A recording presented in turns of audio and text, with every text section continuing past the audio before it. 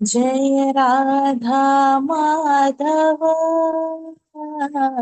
जय कुंज विहारी जय गोपी जन वल्लभा जय गिरिवरधारी जय गोपी जन वल्लभा जय गिरिवरधारी यशोदनन्दन व्रज जनरञ्जन यशोदनन्दन व्रज जनरञ्जन यमुनतीरावनचारी जय कुञ्ज विहारी जय राधा माधव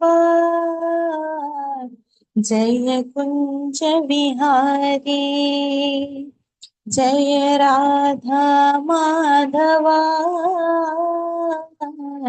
जय कुंज विहारी हरे कृष्णा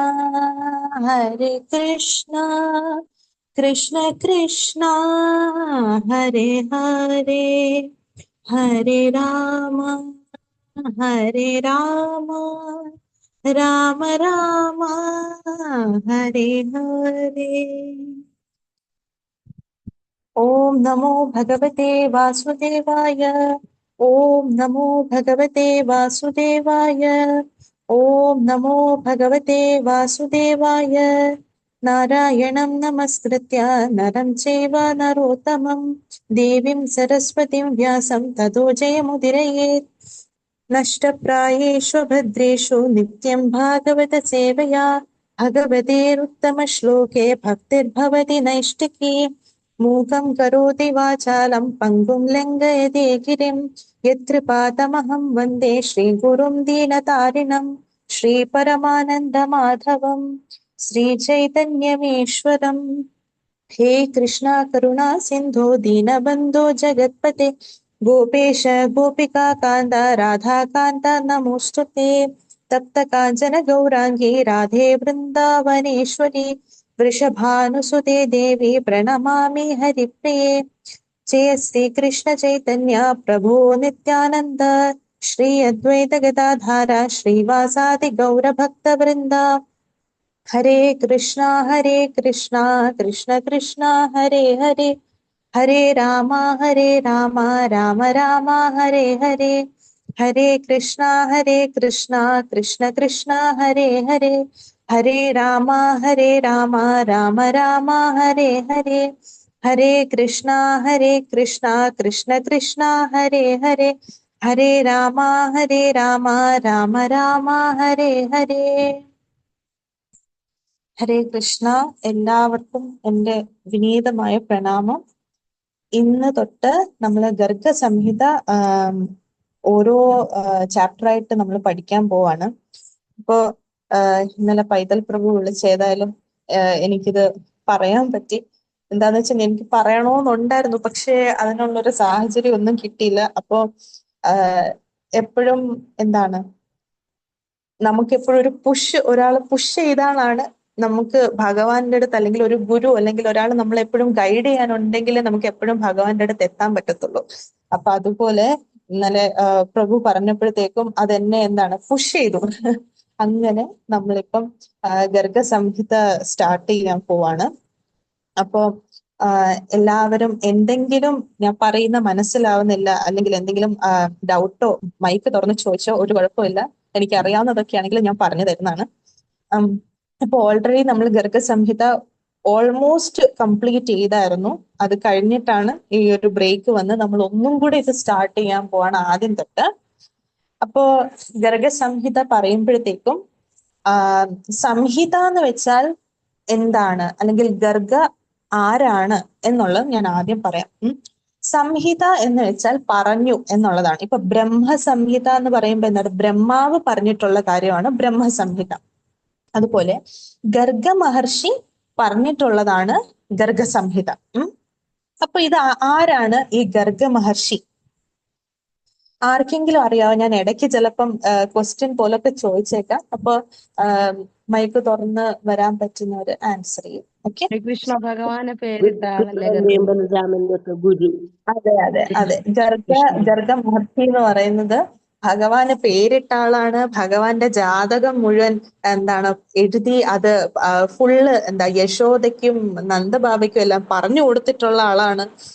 പിന്നെന്താണ്, ഭഗവാന്റെ കുലം എന്ന് പറയുന്നത് വൃഷ്ണി വംശജരാണ്. ആ വംശത്തിലാണ് കൃഷ്ണൻ ജനിച്ചിട്ടുള്ളത്.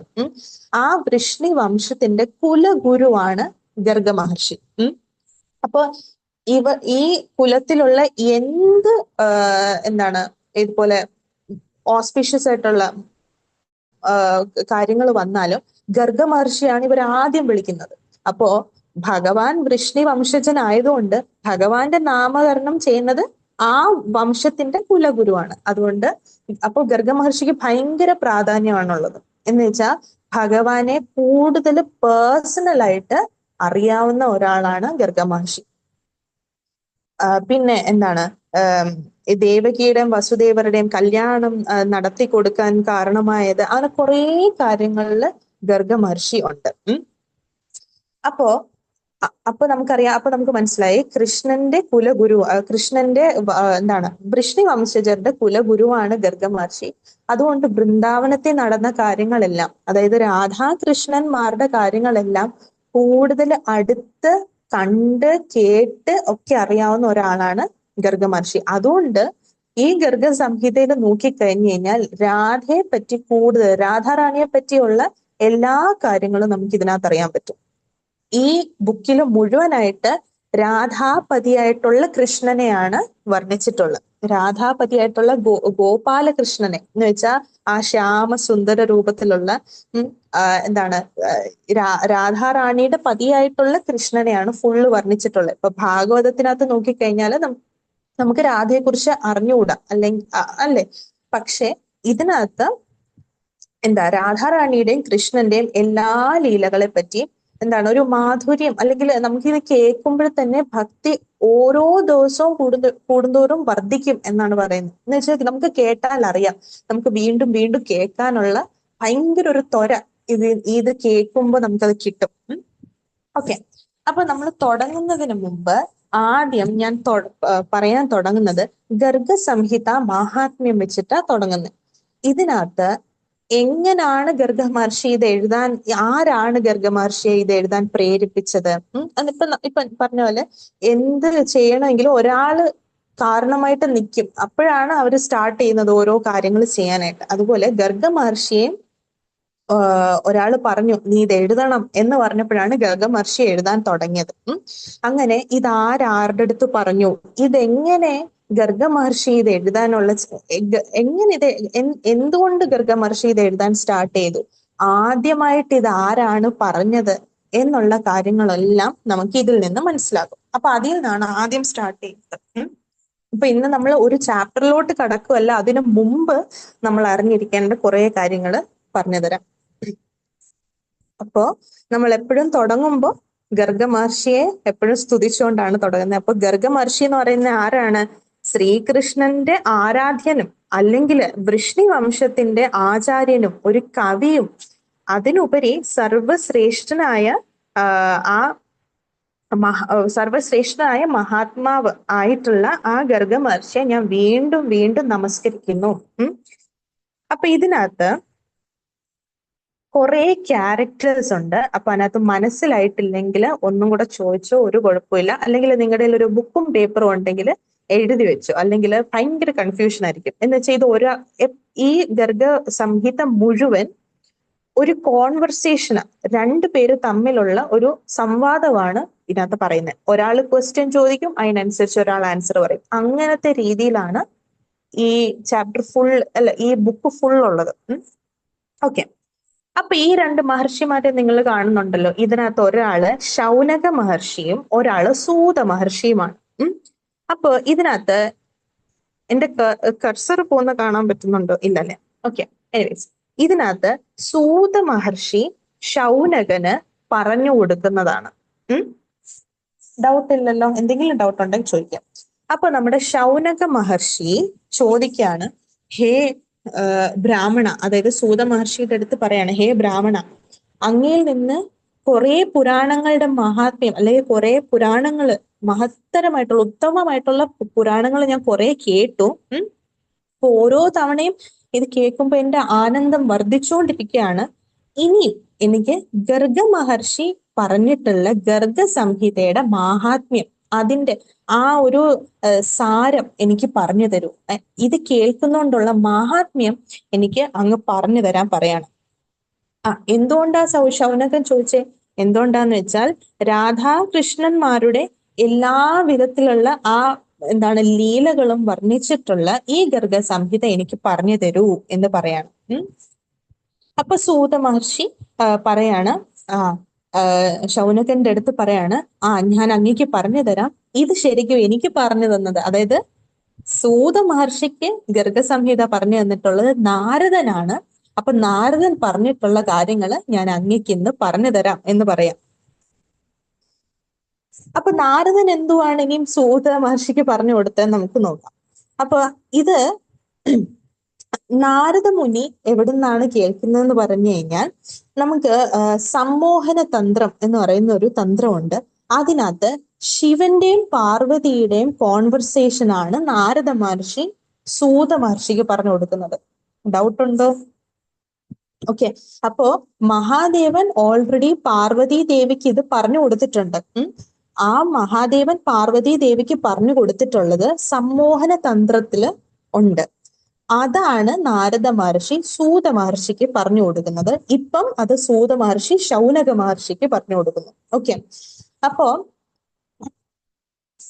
നമ്മൾ വിചാരിക്കും, ഈ മഹാദേവനും അറിയാവോ ഈ കഥകളൊക്കെ?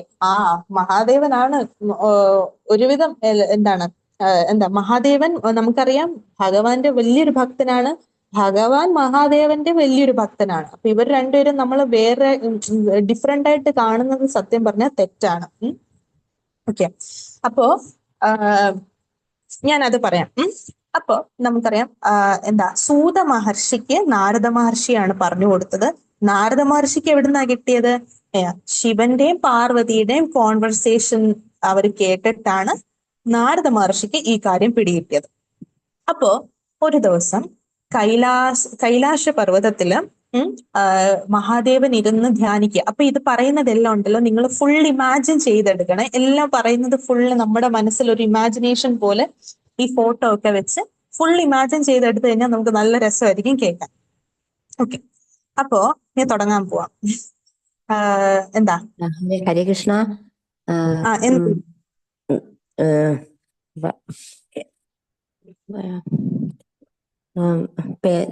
മോളെ പേരെന്തോന്ന്? ഗോപിക. ഗോപിക പറയുന്നത് പിന്നെ ഇത് റെക്കോർഡ് ചെയ്ത് വെച്ചേക്കോ?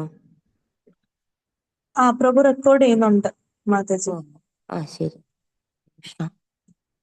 ഹരേ കൃഷ്ണ. ഓക്കെ.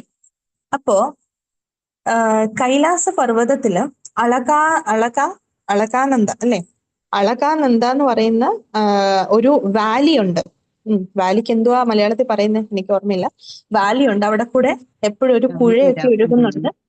താഴ്വരയുണ്ട്. അവിടെ ഒരു ഷെയ്ഡില് ശിവൻ ഭയങ്കരമായിട്ട് വരുന്നു, ധ്യാനിക്കുന്നു. എപ്പോഴും ധ്യാനത്തിലാണ് മഹാദേവൻ. ആ സമയത്ത് പാർവതി ദേവി അവിടെ വരുന്നു. എന്നിട്ട് പാർവതി ദേവി ചോദിക്കുന്നു, അങ്ങ് എപ്പോഴും ആരെയാണ് ഈ ധ്യാനിച്ചുകൊണ്ടിരിക്കുന്നത്? ഈ ആളുടെ ജനനം അല്ലെങ്കിൽ ഈ ആൾ ആരാണ് എന്നുള്ളത്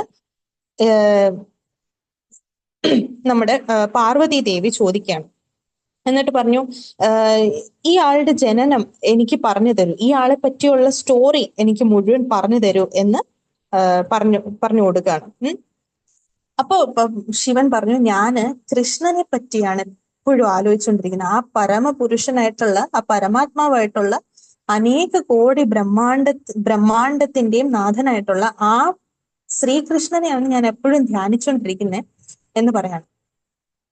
അപ്പൊ പാർവതി ദേവി പറഞ്ഞു, അങ്ങ് നേരത്തെ എനിക്ക് ഈ കൃഷ്ണന്റെ 1000 നാമങ്ങളെ പറ്റി പറഞ്ഞു തന്നിട്ടുണ്ട്, പക്ഷെ ഒരു കഥ പോലും പറഞ്ഞു തന്നിട്ടില്ല. അതുകൊണ്ട് പാർവതി ചോദിക്കുക, എനിക്കിനി ഈ ഗോപാലകൃഷ്ണന്റെ കഥകൾ മുഴുവൻ പറഞ്ഞു തരാൻ പറയാണ്. അപ്പൊ മഹാദേവൻ പറയാണ് അപ്പൊ മഹാദേവന് ഭയങ്കര സന്തോഷമായി. എന്ന് വെച്ചാൽ നമ്മളിപ്പോഴും കൃഷ്ണന്റെ കഥ പറയുമ്പോൾ ആരെങ്കിലും കേൾക്കാനുണ്ടെങ്കിൽ നമുക്കൊരു സന്തോഷമാണല്ലോ. അപ്പൊ മഹാദേവന് ഭയങ്കര സന്തോഷമായിട്ട് പറയാണ്, കൃഷ്ണന്റെ കഥകള് ഗർഗ മഹർഷി ഗർഗ സംഹിതയിൽ പറഞ്ഞു കൊടുത്തിട്ടുണ്ട്, അത് ഞാൻ നിനക്ക് പറഞ്ഞു തരാന്ന് പറയാം. അപ്പോ പാർവതി ദേവി പറയാണ്, അങ്ങ് എന്തുകൊണ്ടാണ് ഈ എല്ലാ പുരാണങ്ങളും, നമുക്കറിയാം എത്ര പുരാണങ്ങളും എത്ര സംഹിതയും നമുക്കുണ്ട്, അപ്പൊ ഇത്രയും പുരാണങ്ങളും ഇത്രയും സംഹിത എല്ലാം വിട്ടിട്ട് അങ്ങ് എന്തുകൊണ്ട് ഈ ഗർഗ മഹർഷിയുടെ ഗർഗ സംഹിത പറയുന്നത്? ഇതിലെന്ത് മഹാത്മ്യാണ് ഉള്ളത്? ഈ പറയാൻ പോകുന്ന ഭഗവാന്റെ മഹാത്മ്യങ്ങൾ എന്തൊക്കെയാണ് എല്ലാം എനിക്ക് ഭയങ്കര വിസ്തരിച്ച് എക്സ്പ്ലെയിൻ ചെയ്ത് എനിക്ക് പറഞ്ഞു തരാൻ പറയാണ്. എന്നിട്ട് പറഞ്ഞു, ആരാണ് ഗർഗ മഹർഷിയെ ഇത് എഴുതാൻ പ്രേരിപ്പിച്ചത്? പിന്നെ ഇത് കേൾക്കുന്നത് കൊണ്ട് എന്ത് ഗുണമാണ് നമുക്കുള്ളത്? എപ്പോഴും നമ്മൾ ഇത് കേൾക്കുന്നോണ്ടുള്ള ഗുണം നമ്മൾ എപ്പോഴും ആദ്യം മനസ്സിലാക്കുമല്ലോ. പിന്നെന്താ, ഇത് കേട്ട് കഴിഞ്ഞിട്ട് എന്ത് റിസൾട്ട് ആണ് കിട്ടുന്നത്? ഇനി ആരെങ്കിലും നേരത്തെ ഇത് കേട്ടിട്ടുണ്ടോ? നമ്മൾ എന്ത് ചെയ്യുമ്പോഴും നേരത്തെ ആരെങ്കിലും ഇത് ചെയ്ത് അതിന്റെ റിസൾട്ട് ഉണ്ടോ എന്ന് നമ്മൾ ചോദിക്കത്തില്ല. അതുപോലെ പാർവതി ദേവി ചോദിക്കാണ്, ഇത് നേരത്തെ ആരെങ്കിലും കേട്ടിട്ട് എന്തെങ്കിലും റിസൾട്ട് ഉണ്ടായിട്ടുണ്ടോ എന്നുള്ള കാര്യങ്ങളൊക്കെ എനിക്ക് പറഞ്ഞു തരാൻ മഹാദേവന്റെ അടുത്ത് പറയണം. ഇത് ശിവനാണ്. ഓക്കെ, അപ്പൊ ശിവൻ പറയാണ്, ശിവൻ അപ്പൊ ഭയങ്കര പിന്നെ സന്തോഷമായി. എന്നിട്ട് പറഞ്ഞു, ഞാൻ എന്തുവാണേലും അങ്ങേക്ക് ഗർഗ മഹർഷി പറഞ്ഞിട്ടുള്ള ഗർഗ സംഹിത ഞാൻ പറഞ്ഞു തരാം എന്ന് പറയാണ്. അപ്പൊ മഹാദേവൻ പറയാൻ തുടങ്ങാണ്. അപ്പോ ഗർഗ സംഹിതയിലാണ് രാധാപതിയായിട്ടുള്ള ശ്രീകൃഷ്ണന്റെ എല്ലാ ലീലകളും, രാധാകൃഷ്ണന്മാരുടെ എല്ലാ ലീലകളും വർണ്ണിച്ചിട്ടുള്ളത് ഗർഗ സംഹിതയിലാണ്. ഇത് കേൾക്കുന്നത് കൊണ്ട് തന്നെ നമ്മുടെ എല്ലാ പാപങ്ങളും നശിച്ചു പോകും. ഇതിന് ആരാണ് ആദ്യം പറഞ്ഞു കൊടുത്തതെന്ന് പറയാം. അപ്പൊ മഹാദേവൻ പറയാണ്, ശ്രീകൃഷ്ണൻ ഭൂമിയിൽ അവതരിക്കാൻ പോകുന്ന ആ സമയം, അതായത് നമ്മുടെ ഈ ഗർഗ സംഹിതയിലെ ആദ്യത്തെ ഖണ്ഡം എന്ന് പറയുന്നത് ഗോലോക ഖണ്ഡമാണ്. ഈ ഗോലോക ഖണ്ഡത്തിൽ നമ്മൾ പറയും അതിനകത്തൊരു കുറെ കഥകളുണ്ട്, അതൊക്കെ കേൾക്കാൻ വളരെ രസമാണ്. അപ്പൊ ആദ്യം ബ്രഹ്മാവ് എല്ലാരും പോയി കൃഷ്ണന്റെ അടുത്ത് ഇതുപോലെ പറയുന്നുണ്ട്, അങ്ങ് ഭൂമിയിൽ അവതരിക്കണോന്നൊക്കെ പറയുന്നുണ്ട്. ആ സമയത്ത് അപ്പൊ ഇവരെല്ലാം പോകുന്നത് ഗോലോക വൃന്ദാവനത്തിലാ പോകുന്നത്, അതായത് വൈകുണ്ഠത്തിനും മേളിലുള്ള ഗോലോക വൃന്ദാവനത്തിലാ പോകുന്നത്. അപ്പോ ബ്രഹ്മാവ് എല്ലാം അവിടെ ചെല്ലുമ്പോഴത്തേക്കും കൃഷ്ണന് മനസ്സിലാവും ഭൂമിയിൽ അവതരിക്കാനുള്ള സമയമായി എന്നൊക്കെ മനസ്സിലാവും. അപ്പൊ നമുക്ക് എല്ലാവർക്കും അറിയാം, ഗോലോക വൃന്ദാവനത്തിൽ രാധാസമേതനായിട്ടുള്ള കൃഷ്ണനാണ് അവിടെ ഉള്ളത്. രാധാറാണിയും കൃഷ്ണനും ഗോപികമാരും ഗോപാലകന്മാരും എല്ലാം കൂടെ നിറഞ്ഞിരിക്കുന്ന സ്ഥലമാണ് ഗോലോകം. അപ്പോ ഈ ബ്രഹ്മാവ് വന്ന് ഈ കൃഷ്ണന്റെ അടുത്ത് ഭൂമിയിൽ അവതരിക്കണമെന്ന് പറഞ്ഞപ്പോ രാധാറാണിക്ക് അത് സഹിച്ചില്ല. എന്ന് വെച്ചാൽ രാധാറാണി ഒരു നിമിഷം പോലും ഭഗവാനെ പിരിഞ്ഞിരിക്കാൻ പറ്റത്തില്ല രാധാറാണിക്ക്. അപ്പൊ രാധാറാണി പറഞ്ഞു, അങ്ങ് എങ്ങനെ എന്നെ വിട്ടു പോവാൻ പറ്റുന്നെ? അതുകൊണ്ട് രാധാറാണി പറഞ്ഞു, അങ്ങ് പോകുന്നുണ്ടെങ്കിൽ ഞാനും പോകുന്നുണ്ട് എന്നൊക്കെയുള്ള കാര്യം പറയും. അപ്പൊ കൃഷ്ണൻ പറയും, എനിക്ക് ഭൂമിയിൽ അവതരിക്കാനുള്ള സമയമായി. അപ്പൊ രാധാറാണി പറഞ്ഞു, അങ്ങേ അവിടെ ചെന്നിട്ട് എന്തുവാ ചെയ്യാൻ പോകുന്നത്? ആ സമയത്ത് കൃഷ്ണൻ ഭൂമിയിൽ ഭഗവാൻ എത്തിക്കഴിഞ്ഞ് എന്തൊക്കെ ഉണ്ടെന്നുള്ള കാര്യം മുഴുവൻ രാധാറാണിക്ക് പറഞ്ഞു കൊടുക്കുകയാണ്. ഭഗവാന് പാസ്റ്റും അറിയാം, പ്രസന്റും അറിയാം, ഫ്യൂച്ചർ അറിയാം, എല്ലാ കാര്യങ്ങളും അറിയാം അല്ലെ. അതുകൊണ്ട് രാധാറാണിക്ക് അവിടെ ഭൂമിയിൽ എത്തിയിട്ടുള്ള കാര്യങ്ങൾ പറഞ്ഞു കൊടുക്കുകയാണ്. കൃഷ്ണൻ ഫുൾ ഭൂമിയിൽ ഭഗവാൻ അവതരിച്ച് തിരിച്ചു വരുന്നിടം വരെയുള്ള കാര്യം മുഴുവൻ രാധാറാണിക്ക് പറഞ്ഞു കൊടുക്കുന്നുണ്ട്. അപ്പോ നമുക്ക് ശേഷനാഗത്തിനെ അറിയാമല്ലോ, എല്ലാവർക്കും ആരാണ് ശേഷൻ എന്നറിയാലോ, ബലരാമൻ തന്നെയാണ് ശേഷൻ. അപ്പോ ഈ ശേഷനും പ്രാർത്ഥിച്ചു ഭഗവാന്റെ അടുത്ത്, എനിക്കും കൂടെ പറഞ്ഞു തരൂ അവിടെ എത്തിയിട്ട് എന്താ അങ്ങ് ചെയ്യാൻ പോകുന്നതെന്ന്. അപ്പോ കൃഷ്ണൻ ആർക്കൂടെ പറഞ്ഞു കൊടുത്തു? ശേഷനും പറഞ്ഞു കൊടുത്തു. ഈ ശേഷൻ ഞാൻ ഇത് എഴുതി കാണിക്കണോ? ഞാൻ അടുത്ത തവണ വരുമ്പോ ഞാൻ പ്രസന്റേഷനിൽ ഇത് എഴുതാം. അപ്പൊ ആദ്യം ശ്രീകൃഷ്ണൻ രാധാറാണിക്കും ബലരാമനുമാണ് പറഞ്ഞു കൊടുത്തത്. ബലരാമൻ പിന്നെ ബലരാമൻ അല്ലെങ്കിൽ ശേഷൻ, ബലരാമൻ പിന്നെ ബ്രഹ്മാവിന് പറഞ്ഞു കൊടുത്തു. ബ്രഹ്മാവ് അത് ആർക്കാ പറഞ്ഞു കൊടുത്തേ? ബ്രഹ്മാവ് പിന്നെ അത് ധർമ്മരാജാവിന് പറഞ്ഞു കൊടുത്തു. ബ്രഹ്മാവിന്റെ ഒരു മകനാണ് ധർമ്മരാജാവ്, ധർമ്മരാജാവിന് പറഞ്ഞു കൊടുത്തു. ധർമ്മരാജാവ് പിന്നെ നരനാരായണന്മാർക്ക് പറഞ്ഞു കൊടുത്തു. ഓക്കെ, ഇതൊക്കെ ആരാണെന്നുള്ളത് നമുക്ക് ഇത് വരുമ്പോ ഫോട്ടോസ് ഒക്കെ കാണുമ്പോൾ നമുക്ക് മനസ്സിലാവും. ഓക്കെ, ബ്രഹ്മാവ് പിന്നെ ആർക്ക് പറഞ്ഞു കൊടുത്തു? ബ്രഹ്മാവ് ധർമ്മരാജാവിന് പറഞ്ഞു കൊടുത്തു. ധർമ്മരാജാവ് നരനാരായണന്മാർക്ക് പറഞ്ഞു കൊടുത്തു. ഈ നരനാരായണന്മാരില് നാരായണന്റെ ശിഷ്യനാണ് നാരദൻ. അങ്ങനെ നാരായണൻ നാരദന് പറഞ്ഞു കൊടുത്തു. നാരദൻ പിന്നെ ഗർഗ മഹർഷിക്ക് ഈ കഥകൾ മുഴുവൻ പറഞ്ഞു കൊടുക്കുകയാണ്. അപ്പൊ ഗർഗ മഹർഷി എന്ന് പറയുന്ന സാധാരണ ഒരു മഹർഷിയല്ല, നാരദനുമായിട്ട് ബന്ധമുള്ളതാണ്. അത് നാരദൻ ഗർഗ മഹർഷിയുടെ ഗുരുവാണ്. അപ്പോ ഗർഗ മഹർഷിക്ക് നാരദൻ പറഞ്ഞു കൊടുത്തു. ഈ കഥ മുഴുവൻ പറഞ്ഞു കഴിഞ്ഞപ്പോഴത്തേക്കും ഗർഗ മഹർഷിക്ക് ഭയങ്കര സന്തോഷമായി ഇത് കേട്ട് കഴിഞ്ഞപ്പോ, ശ്രീകൃഷ്ണന്റെ കഥകള്.